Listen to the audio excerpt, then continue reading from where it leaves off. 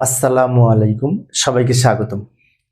প্রিয় শিক্ষার্থী বন্ধুরা, হিসাব বিজ্ঞান বিষয়ের হিসাব বিজ্ঞান প্রথম পত্রের এই দশম অধ্যায় অর্থাৎ একতরফা দাখিলা পদ্ধতিতে মূলধনের সুদ কিভাবে ধরতে হয়, মূলধনের সুদ কিভাবে ধার্য করতে হয় সহজভাবে আমি আলোচনা করার চেষ্টা করব।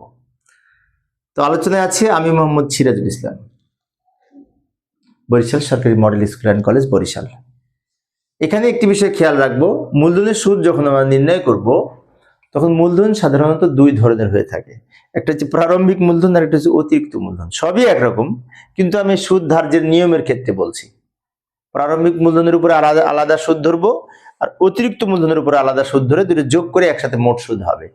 যেমন কোনো একটা অঙ্কে হয়তো বলা আছে প্রারম্ভিক মূলধন একটা নির্দিষ্ট টাকা দেয়া আছে, তো প্রারম্ভিক মূলধন মনে করে দেয়া আছে 40,000 টাকা, আমি কাল্পনিক ধরলাম। 40,000 টাকা 10% 4,000 টাকা হবে। এটা হচ্ছে প্রারম্ভিক মূলধনের সুদ। আমি আবারও বলছি, মূলধনের সুদ যদি ধরতে বলে, প্রারম্ভিক মূলধন যেটি দেওয়া থাকবে তার উপরে সরাসরি 10% সুদ হিসাব করে যেটা সেটা লিখবো। প্রারম্ভিক মূলধনের উপরে পূর্ণ বছরের সুদ ধরতে হয়। আর অতিরিক্ত মূলধনের উপরে তারিখ অনুযায়ী, অতিরিক্ত মূলধনের উপরে তারিখ অনুযায়ী আমরা সুদ ধরবো।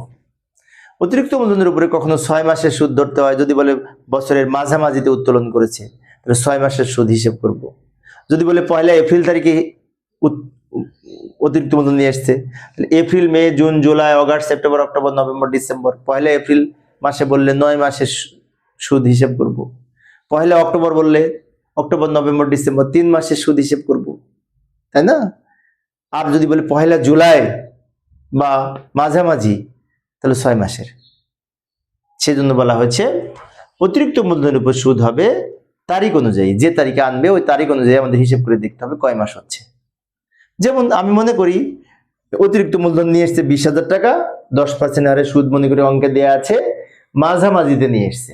বছরের মাঝামাঝি হয়তো বলা হলো বছরের মাঝামাঝিতে মালিক 20,000 টাকা অতিরিক্ত মূলধন আনয়ন করেছে, তাহলে এই 20,000 টাকার উপরে 10% হারে সুদ হবে 1 বছরের।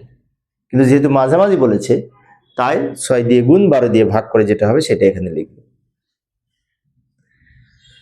প্রারম্ভিক মূলধনের উপর সুদ ধরে আমরা যেটা পেয়েছি, অতিরিক্তের উপর যেটা পেয়েছি, দুইটা যোগ করে আমাদের মোট সুদ হবে, মোট সুদ হবে, মোট মূলধনের সুদ। তাহলে একটি বিষয় খেয়াল রাখবো, প্রারম্ভিক মূলধন যা থাকবে তার উপরে পূর্ণ বছরের সুদ ধরবো, আর অতিরিক্ত মূলধন যত তারিখে নিয়ে আসবে তার উপরে ভিত্তি করে সেই তারিখ অনুযায়ী আমরা হিসেব করব, অতিরিক্ত মূলধনের উপরে সুদ ধার্য করব। এইভাবে আমরা মূলধনের সুদ ধার্য করতে পারি। হ্যাঁ, অনেক সময় দেখা যায় শুধুমাত্র প্রারম্ভিক মূলধন দেয়া আছে, অতিরিক্ত মূলধন দেয়া নেই, তখন খালি প্রারম্ভিক মূলধনের উপর সুদ ধরবো। আবার অনেক সময় দেখা যায় অঙ্কের মধ্যেই বলা আছে প্রারম্ভিক মূলধনের উপরে সুদ হিসাব করতে হবে, বলা আছে যে প্রারম্ভিক মূলধনের উপরে 10% সুদ ধরতে হবে, তখন অতিরিক্ত মূলধন থাকলেও তার উপরে সুদ ধরতে হবে না, কারণ এখানে বলে দিয়েছে প্রারম্ভিকের উপর ধরতে হবে। সেজন্য অঙ্ক কিভাবে দেয়া আছে তার উপর নির্ভর করবে অঙ্কে মূলধনের সুদ নির্ণয়টা।